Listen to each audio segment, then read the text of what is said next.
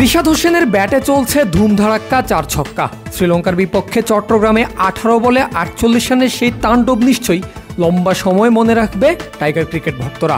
One day ম্যাচে 236 রানের টার্গেটে 178 রান তুলতেই 6 উইকেট হারিয়ে বসে টাইগাররা।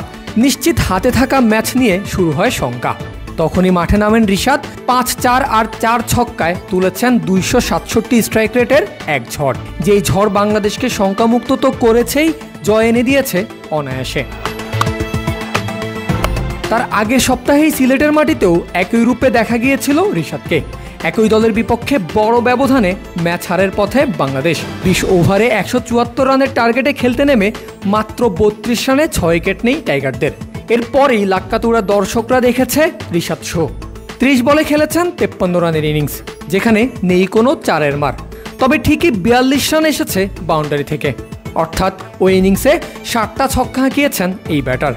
সেখান থেকেই মূলত হার্ড হিটার ব্যাটারের তকমাটা পেয়েছেন এই ক্রিকেটার।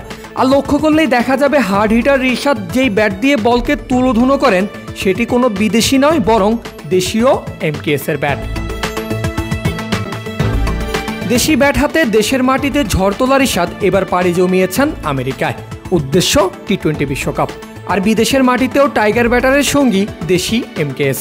বিশ্বকাপ উপলক্ষে ইতোমধ্যেই নিজের ব্যাটিং সরঞ্জামও আনবক্স করলেন এই ক্রিকেটার। দেশের মতো বিদেশের মাঠেও রিশাদের চাবুক ব্যাট যে চলবে সেই আশা ব্যক্ত করেছেন তিনি নিজেই। আমি রিশাদ হোসেন, এবারের ওয়ার্ল্ড কাপে ইনশাআল্লাহ আমি MKS এর পণ্য দিয়ে ইনশাআল্লাহ খেলবো। MKS এর আনবক্সিং করলাম প্যাকেট, ইনশাআল্লাহ ভালো কিছু করার চেষ্টা করবো। Thank you MKS। লাল সবুজের জার্সিতে এখন অবধি 14 টি-20 ম্যাচ খেললেও রিশাদ ব্যাট হাতে নেমেছেন কেবলই 6 বার। এর মধ্যে আছে একটি 50। ব্যাটিং করেছেন প্রায় 132 স্ট্রাইক রেটে। বিশ্বকাপে কম বলে বেশি রান করে ম্যাচ ফিনিশ করে আসার গুরু দায়িত্ব থাকবে তার কাঁধে। বিদেশের মাটিতে দেশি ব্যাট হাতে রিশাদ তা ভালোভাবে করবেন, নিশ্চয়ই প্রত্যাশা এটাই থাকবে।